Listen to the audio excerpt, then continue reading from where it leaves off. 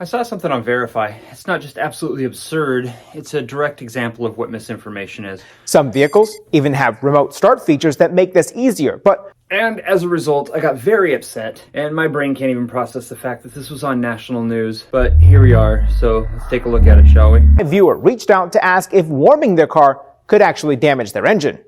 So, let's verify. Our sources are the U.S. Department of Energy, Firestone Complete Auto Care, Smart Motors Toyota in Madison, Wisconsin, and Napa Auto Parts. Gas-powered cars need oil to keep their engines lubricated. When you start a car, an oil pump circulates the oil in less than a minute. If you let your car idle to warm up the cabin, then the oil will slowly drain away from the key components since the engine isn't moving the car. Wait a moment. Rewind that. Did he really just say that the oil pump doesn't provide oil to the engine if the vehicle isn't moving? Oil will slowly drain away from the key components since the engine isn't moving the car. Well, in fact, he did.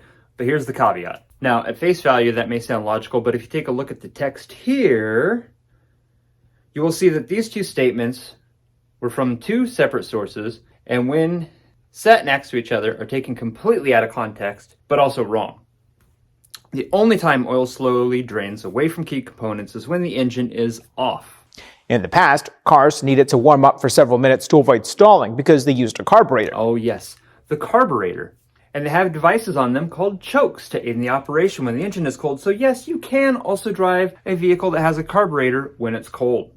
So, yes, warming your car could damage the engine. But remember, this information was verified by Firestone, who I would never recommend taking a vehicle to for repairs, Napa, who I would never buy parts from, some independent shop in Madison, Wisconsin, that probably gets kickbacks from Verify. And of course, this guy from the Department of Energy who has a PhD, a Tesla, and apparently no understanding of how an internal combustion engine works.